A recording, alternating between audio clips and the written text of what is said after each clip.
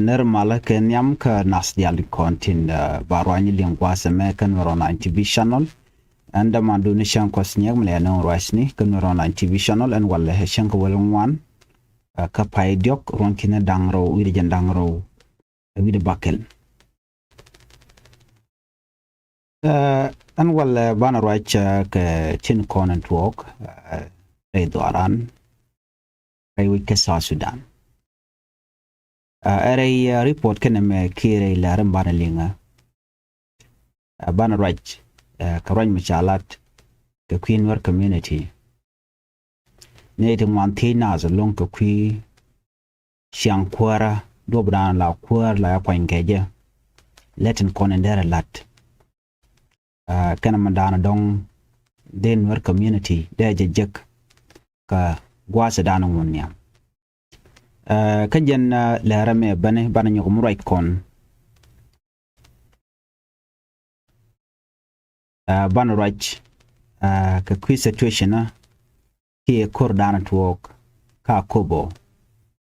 take a lar mi jidit mi ci benen gini mi bukon lingba ka jari pod mani bana raj nyok ka report mi shalat na a political event ke dol mi badol wiki United States kume Sudan People Liberation Movement or Sudan People Liberation Army in a position ala kume SPLIO bika dol wishin binami kabinedi ala content South Sudanese no kana community to goal bika chopten bana racha kajan report mane akan kono niam ka jari report me ami jiram jidit gwasame don yan chang niam ko jiko bi ben kan Rona TV channel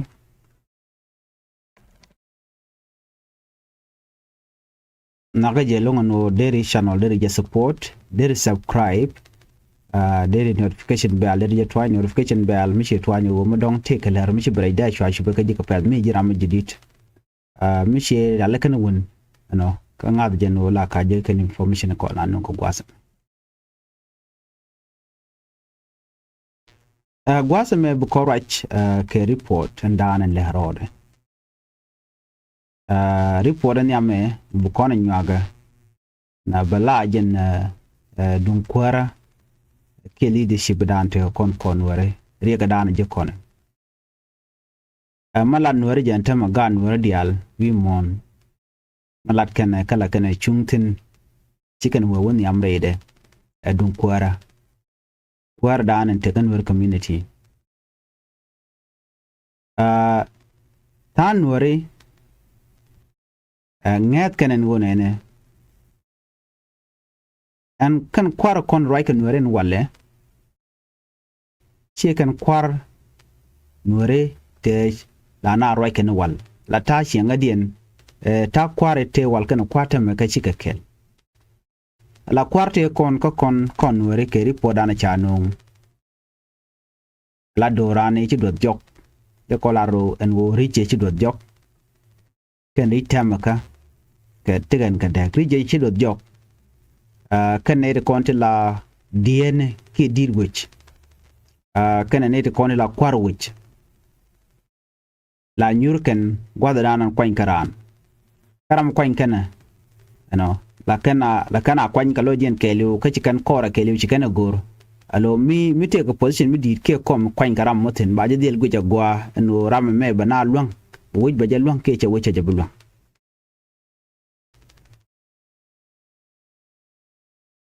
lan wore dit ken la kana nyur kel ka kwar ken kel mi na nyur yo ba kwero mo ba jakulo kwain ko la kora kona ngaike ganga ka mula ledemo ka shiande shiang mutede ba shiande kelew la character ba je guch din wore ba kore kelew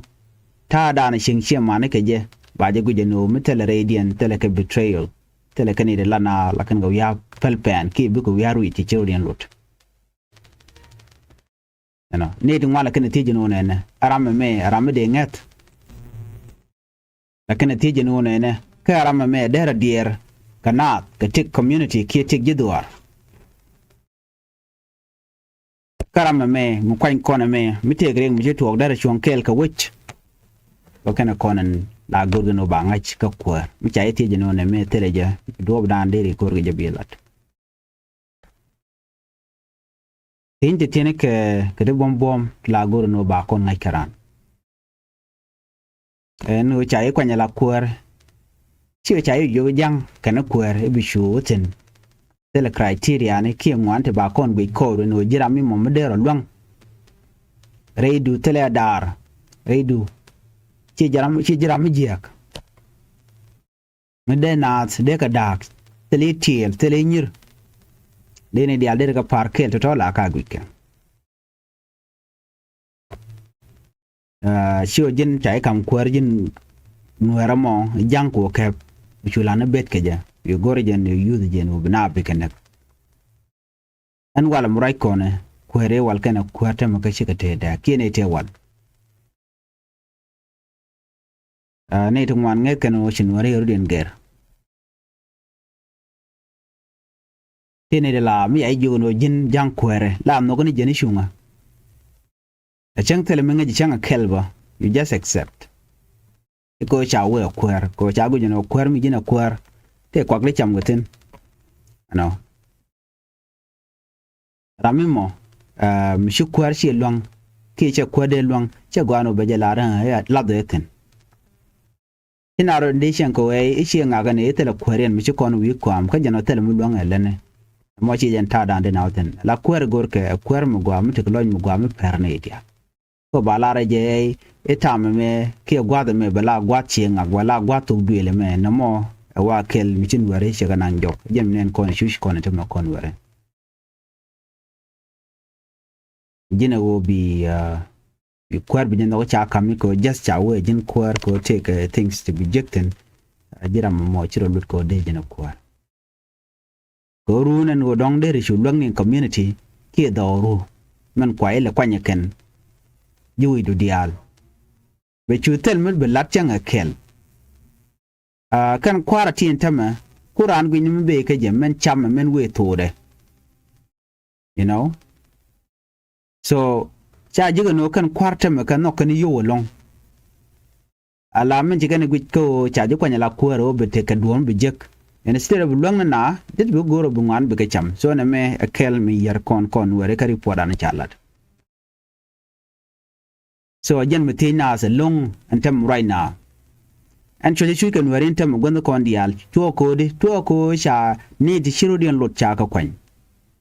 a sha background dian gwadan bugatin cha ka gwike cha china wiya witin cha wiya gwike no ba ga le tech te ne de mot la ngwan ko gor kan o de tar de yenga so ne tum wan china yu ti jin wo ne na angami chunko kon kel ka ngam beri kon hiritin kon chojo kon bukalat ka ngam burait ka kuidura ki ka kui community ka michine dial kwa dar na jamo ka position bo gori yo ka ja lanna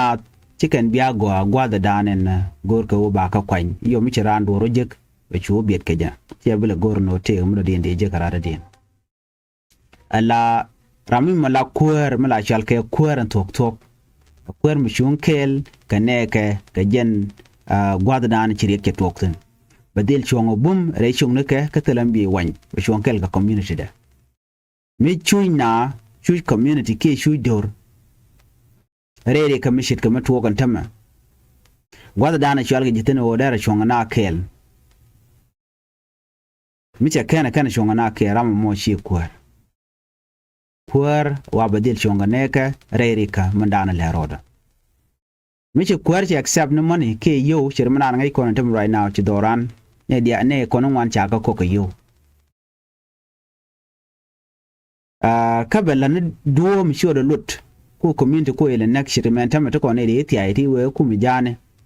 ina ko kon were ne me jagan were ko ba bikan chicken kwar kwan kan chicken gabele los ko ka chicken gabele ngat bo ko yo mi ay kwan yo mi jegu e chwa wele de jala goro no baran kon ngaji no ram go waram je ka nyok kwer bu mi jay jogo community no jimbe ben pin biling ni ka kel chibural ka chibute go wi chibute go ko cha jogo no cha je goro neko la ra okay be ben la chance do ne la ya live ni kwer mo mi she la ro be ben pin la am no ke lunga ne dia la waram me pele gan mo go arun ba mo ke position do dien ken pa ngena community but ne ti kuletin kulan lela tetetet logaje ka cha lo community ka di jer ko ya go jolo lede ramo shi kwan mo ko so mi shi ngad mi jetel kam na la be je longo no jin ba ele nyokum no kaje so mi shi siya da chala kel mu da kon wari right now am right kone so ji kontel way so kware ni am kana kwarta maka shi ga tegede kwarta maka shi ga dar shi ga ne de no kana yo de no de ka community de kana lede ka so any kwar mi mo mi goro benega baka ham ki ko ne ga jago ba kan nak chen tam nen kon ma ka kwar nur kon te juba chicken dier ka ari ka dana to ka jongle ka yunte state capital chicken dier e kan o bum wi nat e de na ro dien yor pin chok ne ken de ka liak e ka bom dien jaray now no re shot kan long no anware luin chok ne ken nyok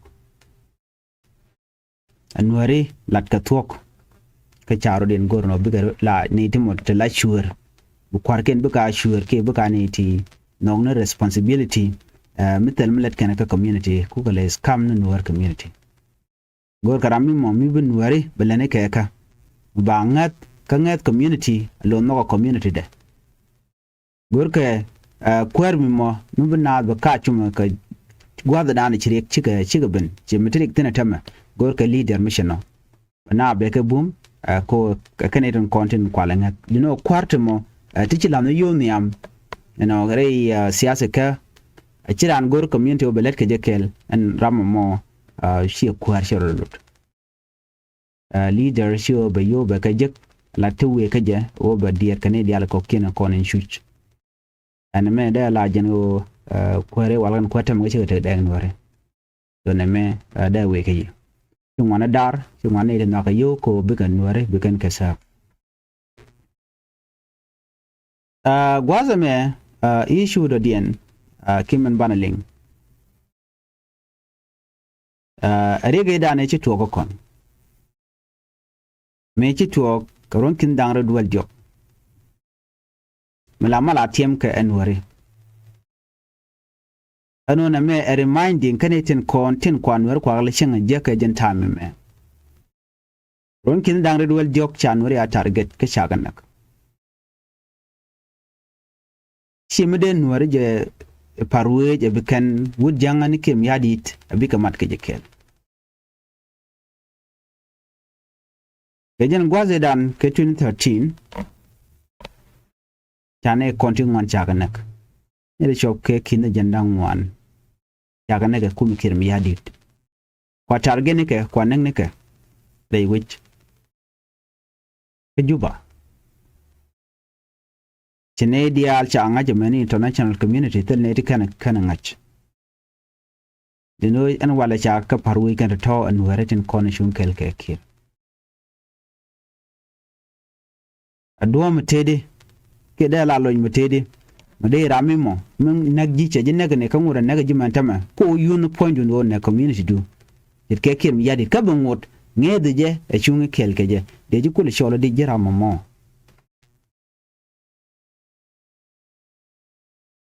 mi jira mu ku seven wor community la to kim yadi mi je kana mal kana je nok je no de je luk de talk de jala gosde me to korke 2013 de nyom ko ja address anu dar kwara ka kirm yadit mi nyenye kan kana dakar ma char ngum chikan nyenya mu wenang na community mitten te kan ke ya ne ken der kan kala wona ka war gor kan gre dule na kan ga ma ga dong teram pel kan 2013 ma listen ka kon wore de ko ra ti je gwano what is the way forward ka kon so mugi kon we charat kim yadi shi duo mi modern war dere kir dere shonkel ke this time gwaye aku we chele che chapel kam kwan wer na kan tam jin ponu jin kwa yud jin waramo gujiro dudi right now ka leadership dana teten angam ku serve community dumu kwa jenak jeremy chane dia ya display center ma ka cha 1000 people cha nak shungun gwadan dian cha jodo ling just chamani yoko but tomorrow when it come to time of election ben yal no jin kwar mo gwa ba yelet kan wane bina bika bepel lo you are benefiting kariya madana kula lo kan ware jen gwa dana jigu koniten mishu na time of suffering you don't show up ko right in when na money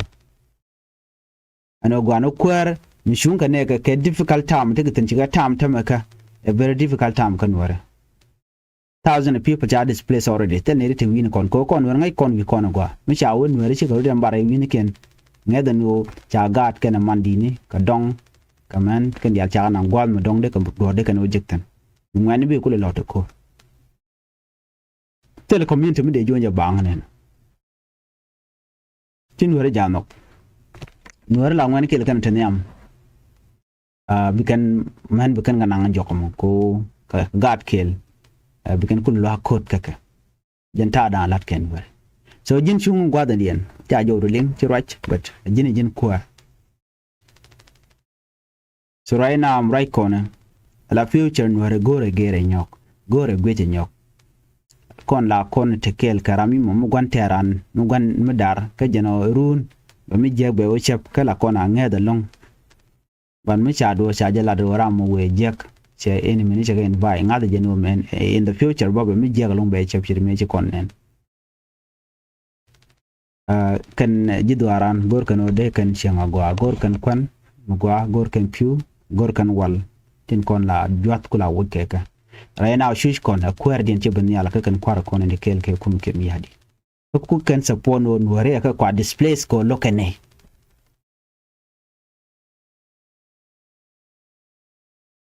chana mu right ka kire dan to ka kobo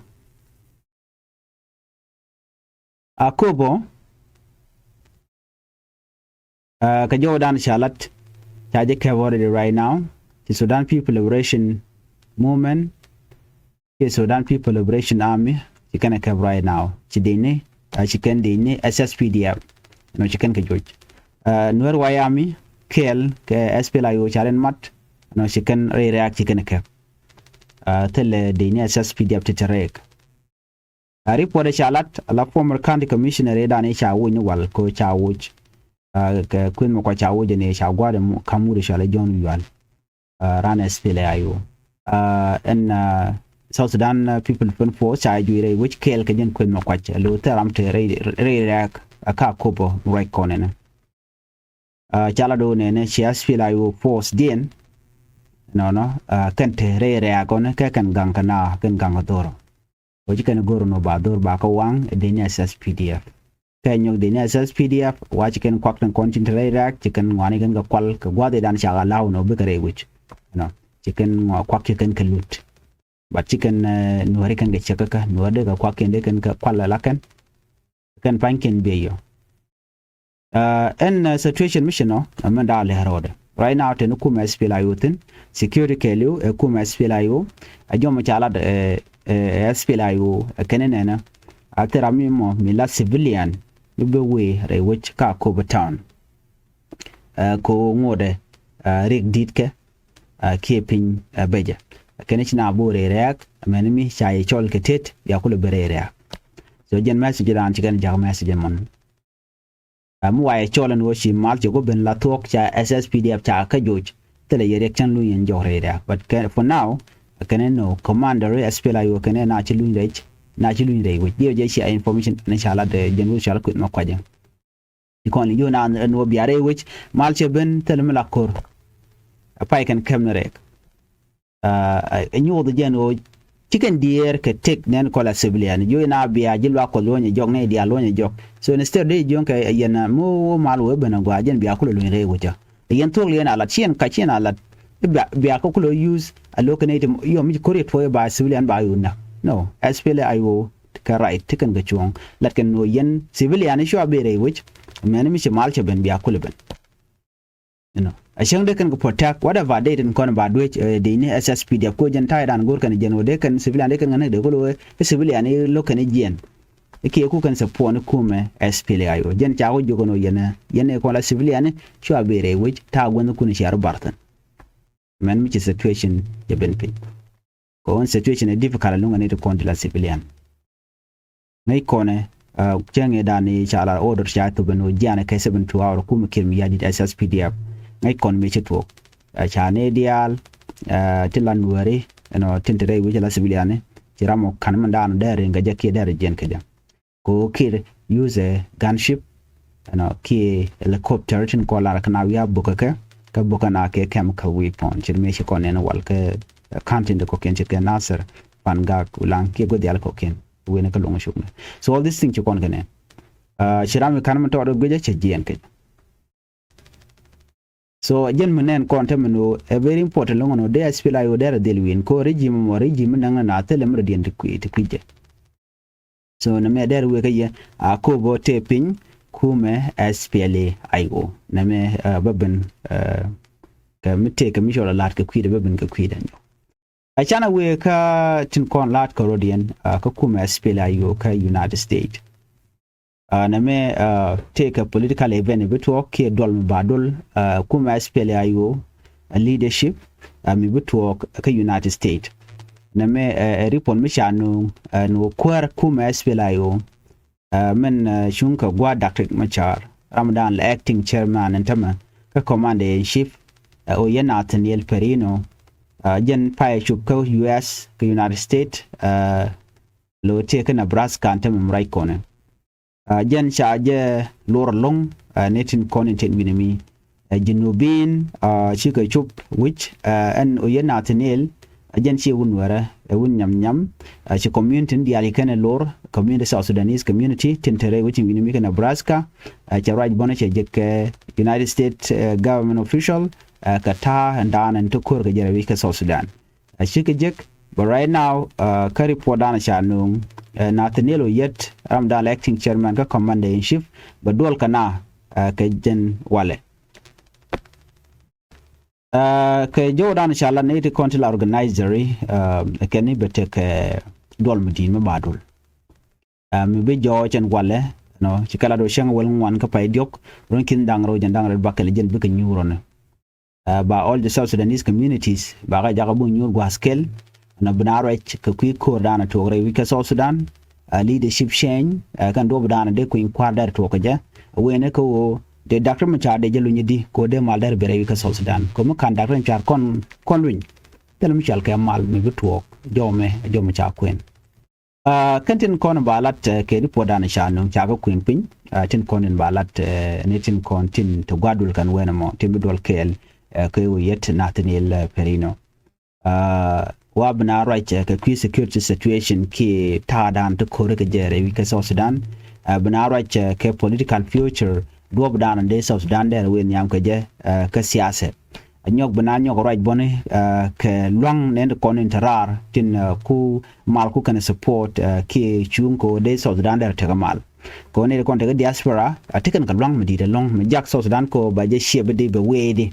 na ko kene to content kule jek ke kumun to goal tin kon kwa Sudan kwa jele lok chit ke international community so dola me a very important dol ko bete to wanung to ba address the cha to kum kirim yadit no ka ba calling tang not reality a very important message dial cha tung to bore the United States government already chikonen and cha chup ka ken go chikum Uganda kan kum South Sudan chicken nuare no chicken ga target the manage Equatoria me jangbo anybody chicken target kerenial banere kon nakalung kanete kon la nuare that's why a report is very important chicken as can ka wanke chemical weapon and chicken na chicken ga targeted wankan dulken chewono ko ba dakan dul wal NGOs tin kona kunala luxury me kona nga fan gak chanen kan nasa chanen ka ulang bokan ke kerenial te diala to chi chukke amen turni tin konde nyudo ngum ji kum kem yadi dalat ko te diala ala United States aki United Nation chikan do support ora bang metele evident nyudo no ne me areg mi chitu ogene la gor kenu mit ke evident la to nyudo no ne ro chigre ke kana lat la nen kana ban mu ni ji lora bang ne ka tok du chikana ne chikana mala accept la we can ojin gonyi ne to ke nyot ne to ne dong log ne ke nya ne ka but ke evident the judge no kan an ke wa ajan ku kala barar ka je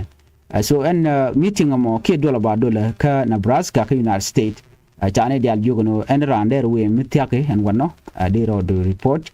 de we de turun de go kan ka kwara content la kwara spilayo ka bo liang bo ka mandan le rode en ngummi bi South Sudan bi nang niam ko mal be benidi a very important ka South Sudanese dial ke report dan jalat angai kono no ne konte ga diaspora la dien la very important ko kan ko ne jiga choje long ko kan ne ko kula luak ati luakana so ne meni da la jen report ana gore no de nywa yakel men jogwas men de kular ko kon go ne jeno bi kon a team ko kwiko mi jen kwar ki kwar gwayedi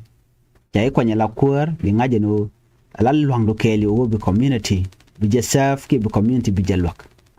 amara dien ramimo ran wi mon chanki jen kwarba men bum jen long o bizil te kamat kadam mor ka jimor ka mor ka gur anono ka bi arikten kontin de wuch bi aga dir yaleka ka bi amat kel chibit betray ne ka chibit dag ne ka chibit divide ne ka ko bi kule benefit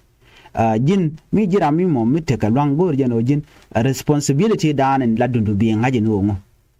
ko da tie kana kontin be ni kan lungten chalwang ko kwar cha ten tamalo kuran goro be mi we ga jabe jek instead of diere jen ka community and ode ka do de kan jek so diere an kamen we to da ke min we jida ke da diere ka jen the entire community and under kula dok ne me kel mi de we ka kon and obi community be goa kamen jokka o gwa da dan sha kwar mi cha ngi jeno le mi chora lot ba diel kev an 18 county la community badil tika riga ka duwa je ka danan lade je ka je ano ko nyu den o che future ne ta to ke future ne kon che jabat baran badil ti cha bia la ni ba nga ka ji tambe to ko la runi sho gode che westo je na che ga dwan pinga chuka che goro banawnya badil ti ka jan tam mo ala accountability matter by the way accountability ranu jim je ke la badil ti cha run cha ka bu west ke cha ka bu yar ano cha ngak che tiga ron ke run jok run wa run di katel mi chala damu mate kwar ka kaja ka kwar kwa ngeje ko ba te te bagar ti ba nen to go mi ci kwar wi aram mo men na ka je tiga go mi cha jek chance mi cha ka ba dil te ba je dil ba ka accountability ke men je ka danan chana men je ka chala ba dil guch ko je la responsible ka de ala content kwar shi simple mi bi pinyi kwa ngoche te je ke la ba je dil te ba ko kon wala ko ra tele rek en bu gana ko je kana ko mo ci jan lo de gor jeno ba rana tike ko run ci rada dien ci mi jek ce bo nyoko chamnyo bat kon la chung kon karan peyo mi ce der ci awla den bate kane ga bo de ko ken bo chunga je en se de kon gwi ne do dan de na un yam go je mano chung kore na mo je na dan de kon wera so akon ci randa na ngad ko ya randan mi le mi je ga jo ga no jin mi je ga mi le mo mi je ga lo jin gang ne karan ki lan ram jor ko teke mi jeng mi chinen ka ku ga ponya out mi chum ne je ko chum ka mi te ga do ma de le ka je lo de ya right okay right ban mi community ke le bala dun community ka ko ram mi community she yar che yar ram kel karwade yar ne dial ban mi ji en che le la personal je la lar ka no ram mo che kairar chi le ne community ka ko kuji manan de la ko no gwaz mo kwar content right ka kon la ken entire community la kan ayer kate ka evident George long ano ngak jami je chelat special ka tam dan me modern time bu kon del te ngaje no de ci kon te ga gan wer shaklo ka jen report me channel right long ano kuara ngach lwangde ngach mo kwang ka je ka jin bo mi ci jin leadership type alo ci jira memo mu de ko de je lwang goro no woiro do laare an chan kwarshan bulong laare George bangat chutin ko baji chojai baji lo jogne kwar ram gor kwar o te je gwi te be gar mi jin dun wotin ban ko chungu nguru me chang ke don chaji threaten ngak di le ruyen kan yen muruj le lo wi kwam na mo shejan ala long ka te gol te ka long mu de tin ka long mu ci de tin so mi jai jono jin wor wi kwam ko chi ngungu ne ruye ne na mo dar kula gwade ala kuarche competition che gor la kuar gor ami mo mala la kan nga ka chame ga kut ki chame kut ko bichong nyam na de o jen te ka mu gwa mi chanen ka je but jin mi chaji chilar ya me ga kut ko bolo lan ti chodin lot ti jek so mean that chi jen kuar mi gwa chi jen kuar so yo ko no ne mi tele ji power tele ji long mi ko da kami tele ji chango ko bu community bu go de gwa che goro bi jen rami mo mi de won nyam kana kel anyo kon ti mi cha kon pel ke je kon shwal nware ai na ramte ke shilo akot ki ngakte lo akot che tola ngai ni ram mo ramte de chala ram go ako nyan ga jalo akot ballet ke le de tede ram mo mete ke shilo akot de kon ngaje no James ni Peter, you know all this name kwa kon betrayed ke shilo akot dan la na gwichi ke gwaze wal me ngona ka kwa no ram cha chol ke shilo akot ram mo te ke shang mo gwalong. You know, ko don kwa ingeji ke sure ndana cha me cha kami e sure mo bala sure mo gwa keje but right now ti sure to chikele la sure yang kwan chikela sure nente mo tila dar ano chicken len te go to den wade kana nya so gor ko na bana gwa chana rami mo mi lo ne jala to go ba community dan be jele dika e shi ku yone no bana e gor bu kona kwan e nyok ranjin jiram mo gor kwere kon responsibility ni ku ko ngune kon ka ngaj mi ay jogo no jeega berpin just ku surrender pele gidu no din bi jek bro law nyoko mu kur real bro challenge karwado mi ay jogo no shi kore gwa just accept that bu woni believe ma ngu ci ledo chaw junji jeni tire community ga be survive ka ta kuna survive ko je ngula ledu ya be gwa dan charan ko ngeja jeega na mo amado dien jin chu kwarchu jak sap ko she mare kan kwar kan mijek aji cha intimidate na yana kan yan kwar mijek anyok mi ayo ngakale jika ngu je ga na mo no jeno kwar babala wi je ke num go abla bala mi je kwar mugoro bala kwar te ka ngwanti ba gwar pinten kon bo gar tin go jeno je ko la gwi ni man de community nang niam man bo ger ka man bo halat kan na jena na kon la gore bika gwar pin ken ti dulis la lat ke ki ngana kon bola la let bi kon gwar bi ngay ne me teleje ka community da wiya ko ne me teleje bari ala ka bana bari ala ka man diyan ci jin woka la don community ladien kel jelien kel man yal tomi lo nen rodo ma bi community bi bay ajan report ana go rede nya kon kel ani lebe report diyan be ben ka kora bi ataka man be bay